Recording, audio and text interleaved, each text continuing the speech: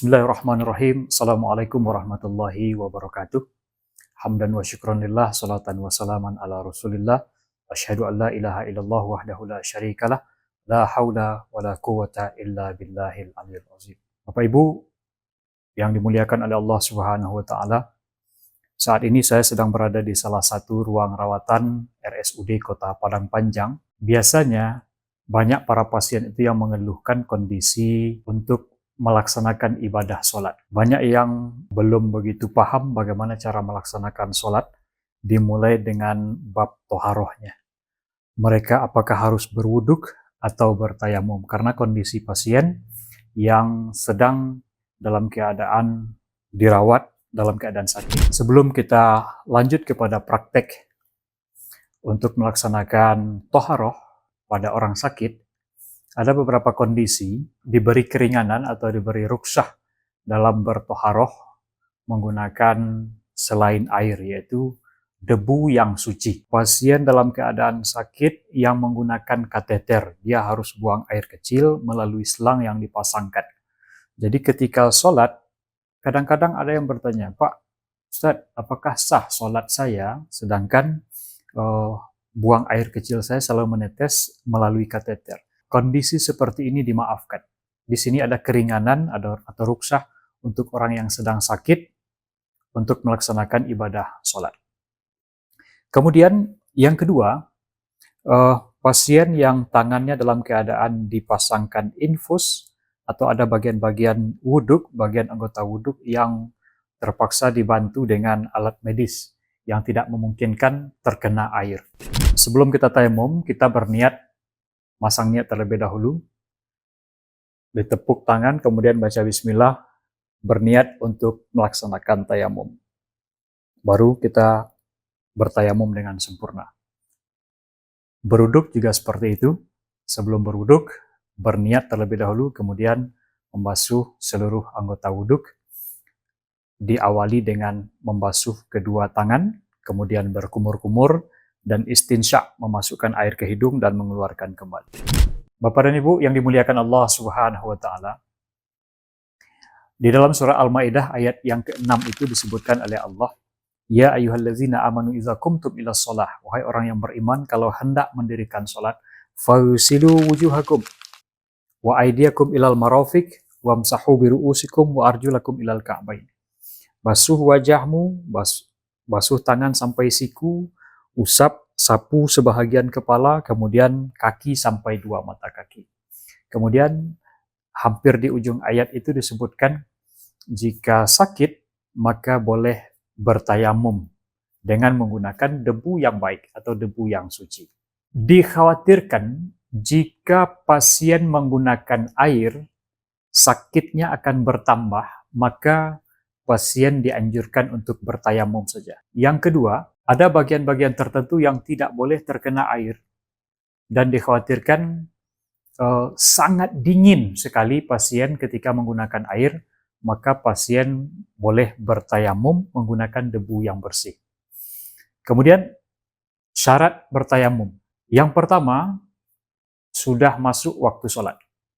Jadi Bapak dan Ibu, tayamum dilaksanakan apabila waktu sholat sudah masuk. Ditandai dengan kalau kita tidak melihat matahari, biasanya kita melihat waktu sholat hari ini, apakah kita mendengarkan suara azan atau waktu sholat sudah masuk, maka boleh bertayamum. Jika waktu sholat belum masuk, maka belum boleh bertayamum, atau tayamum kita tidak dianggap sah nantinya. Kemudian yang kedua, satu kali tayamum hanya boleh digunakan untuk satu kali sholat. Satu kali tayamum hanya boleh digunakan untuk satu kali sholat. Kemudian yang kedua, untuk praktek sholatnya pasien yang sedang di ruang rawatan. Saya pernah bertemu dengan salah satu pasien yang ketika dia sholat, masuk rakaat ketiga, pasiennya ngantuk dan tertidur, sehingga sholat zuhur yang 4 rakaat yang seharusnya selesai, tidak jadi selesai. Maka bagi orang yang sakit, dibolehkan, diberikan keringanan atau ruksah untuk mengqashar sholat. Berarti ada 4 sholat, ada 3 sholat yang boleh dikosor atau dipendekkan. Yang pertama zuhur 4 rakaat menjadi 2 rakaat saja. Kemudian yang kedua asar 4 rakaat juga jadi 2 rakaat. Kemudian yang ketiga isya 4 rakaat dijadikan 2 rakaat. Karena dikhawatirkan pasien tertidur ketika atau ada efek lain, maka cukup 2 rakaat. Baik Bapak dan Ibu, sekarang kita masuk kepada praktek tayamum untuk memudahkan pasien melaksanakan ibadah pada saat dirawat di ruang rawatan yang tidak memungkinkan untuk menggunakan air. Anggota tayamum kita hanya 2 saja. Yang pertama adalah wajah atau muka, kemudian yang kedua tangan kanan dan tangan kiri. Anggota tayamum hanya 2 saja. Jadi tidak kepala, tidak telinga, tidak kaki, tidak kumur-kumur juga tidak. Kita mencari area atau tempat yang suci. Kalau seandainya pasien bisa menjangkau dinding, maka bagian dinding itu ditepuk. Kemudian dipukul, boleh dipukul atau ditiup. Kemudian anggota tayamum yang pertama adalah wajah. Bagian ini ke pangkal tumbuh rambut di atas, kemudian diusapkan. Oke, 1 kali saja. Kemudian yang kedua adalah tangan kanan. Bagian ini sudah ditepuk tadi, otomatis debu pada bagian yang di atas ini, area yang setepuk pertama tadi, itu debunya sudah terpakai. Maka kita ambil debu bagian bawahnya atau di samping kiri dan kanan. Pindah. Kemudian yang kedua kita usap tangan kanan dan tangan kiri. Tangan kita bagi 3. Yang pertama bagian jari tangan, yang kedua bagian telapak tangan, yang ketiga bagian jempol tangan. Maka yang pertama kita usap tangan kanan. Bagian punggung tangan dengan jari tangan, kemudian telapak tangan bagian dalam tangan, dan jempol dengan jempol. 1 selesai. Berikutnya juga sama. Tangan kanan ke tangan kiri. Kemudian, selesai. Anggota tayamum hanya itu saja. Maka silahkan sholat setelah bertayamum. Seperti yang saya jelaskan tadi, yang pertama, tayamum dilakukan apabila waktu sholat sudah masuk.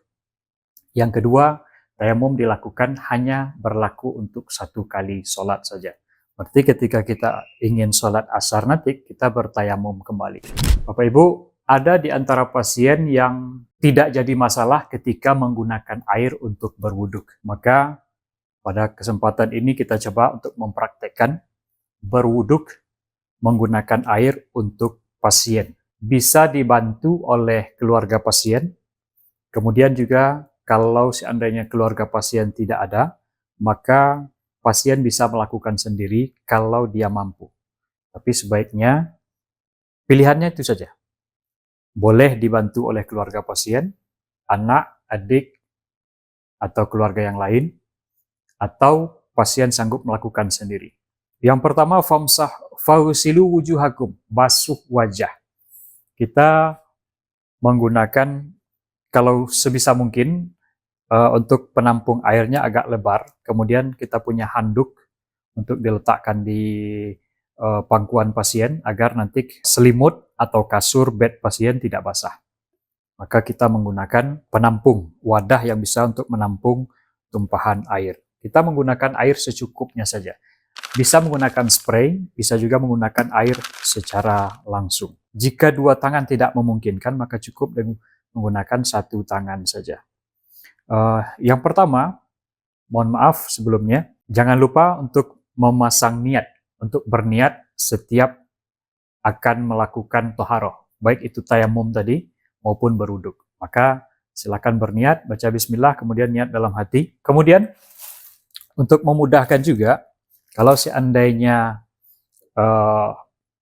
alat yang digunakan untuk menampung air tidak ada, kemudian pasien punya tisu, maka boleh menggunakan tisu. 1 tisu bisa digunakan untuk 1 anggota wuduk, 1 rukun wuduk. Contoh, ini 1 tisu hanya digunakan untuk membasahi wajah saja.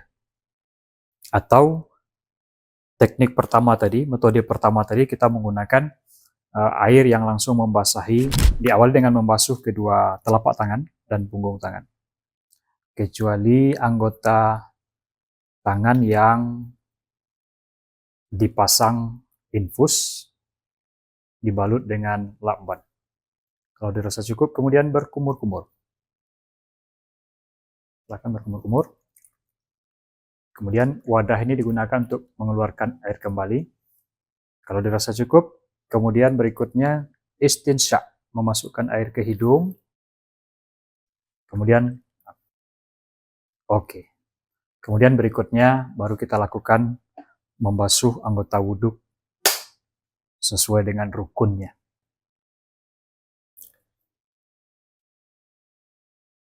Cukup satu basuhan saja. Kalau anggota wudhu di wajah sudah basah sempurna, mulai dari pangkal tumbuh rambut, kemudian di pangkal telinga, di rahang sampai ke dagu, keduanya, maka cukup satu saja. Kemudian yang kedua, membasuh tangan sampai siku, membasuh kedua tangan sampai siku.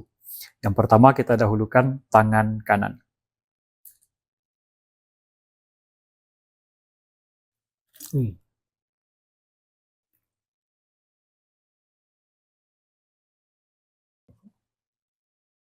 Jika rasanya belum sempurna dengan satu basuhan, boleh diulang satu kali lagi untuk pada basuhan kedua.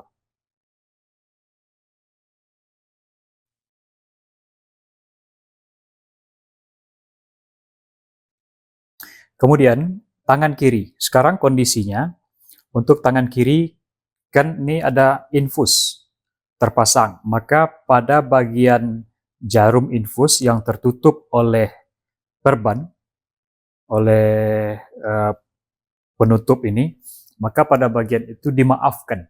Boleh tidak terkena air, karena dikhawatirkan jikalau air mengena itu, sakitnya akan bertambah.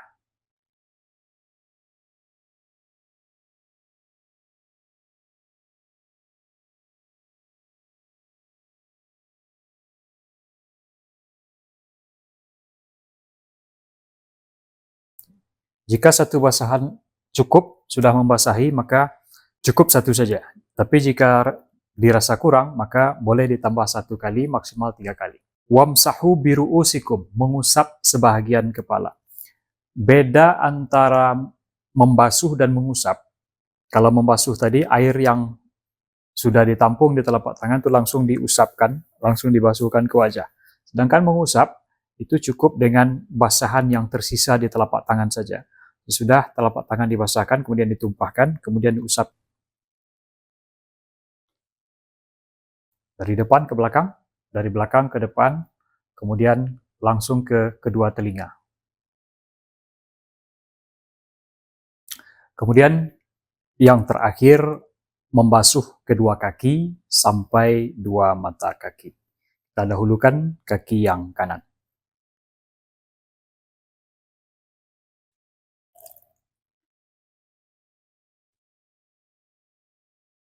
Jika menggunakan spray atau semprotan itu akan menjadi lebih efektif ketika membasuh setiap anggota wudhu. Kemudian menyela-nyela jari kaki sampai ke telapak kaki dan tumit. Oke, rasa cukup. Kemudian yang sebelah kiri.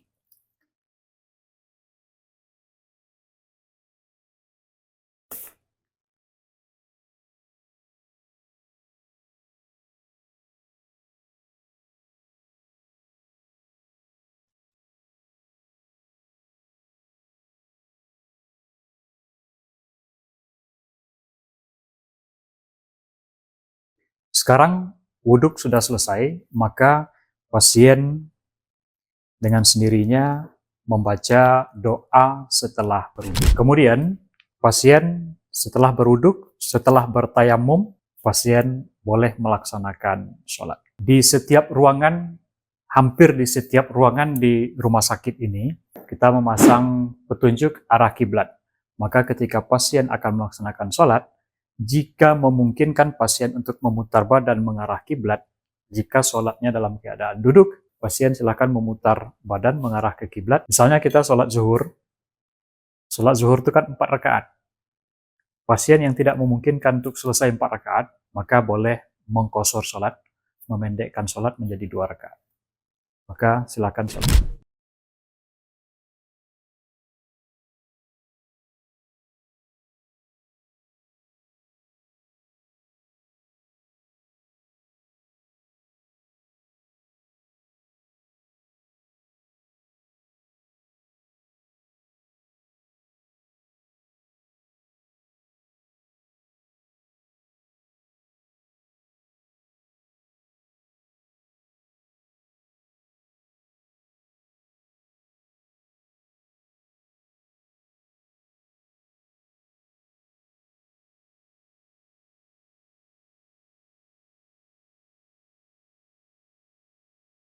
Kemudian ada pasien yang bertanya, bagaimana caranya Ustadz? Bagaimana caranya Pak melaksanakan sholat dalam keadaan yang tidak bisa duduk?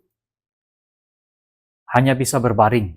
Maka jika tak sanggup berdiri, boleh duduk. Praktek sholat duduk sudah kita laksanakan. Jika tak sanggup duduk, maka boleh berbaring. Apa saja gerakannya? Yang pertama, jika pasien memungkinkan untuk menggerakkan tangannya bertakbir, maka pasien melaksanakan takbiratul ihram dan gerakan lainnya dengan takbir. Rukuknya bagaimana? Rukuknya cukup hanya dengan menggerakkan sedikit kepala saja. I'tidalnya juga seperti itu, sujudnya juga seperti itu. Salamnya jelas ke kanan dan ke kiri. Sekarang bisa kita praktekkan dengan pasien kita. Silakan. Niat, kemudian takbiratul ihram, berdiri bersidekap. Kalau ini tentu berbaring bersidekap. Kemudian membaca rukun sholat, dimulai dari Al-Fatihah. Kemudian setelah Al-Fatihah surat pendek, ayat Al-Quran, bagian dari ayat Al-Quran. Kemudian ruku. Kemudian anggukkan sedikit kepala jika memungkinkan. Menggerakkan kepala. Kemudian i'tidalnya, mengangkat sedikit kepala. Sami Allahu liman hamidah. Kemudian sujud juga seperti itu. Kepalanya sedikit ditekukkan ke depan. Menandakan kita sedang sujud. Begitu juga ketika sholat dalam keadaan berbaring, menghadap, memiringkan wajah. Jika tidak memungkinkan untuk memiringkan wajah, maka cukup dengan berbaring telentang saja. Dilaksanakan hanya dengan menggerakkan tangan ketika berdiri, takbir dan takbiratul ihram dan takbir, kemudian i'tidal, kemudian jika selesai, maka menolehkan kepala ke kanan, Assalamualaikum warahmatullahi, menolehkan kepala ke kiri, Assalamualaikum warahmatullahi. Kemudian berikutnya Bapak dan Ibu, ada pasien yang posisinya tidak menghadap kiblat. Kiblat kan mengarah ke sana, pasien menghadap ke sana. Dipan bed tempat tidurnya tidak memungkinkan untuk digeser. Kemudian pasien pun jangankan untuk duduk, menggerakkan sedikit badan saja tidak bisa. Maka kemana kami harus menghadap Ustaz? Maka silahkan seperti itu saja. Kondisinya tetap seperti itu saja. Menghadap seperti posisi saat ini. Yang penting ketika sholat, hati dan pikiran kita menghadap Allah Subhanahu wa Ta'ala.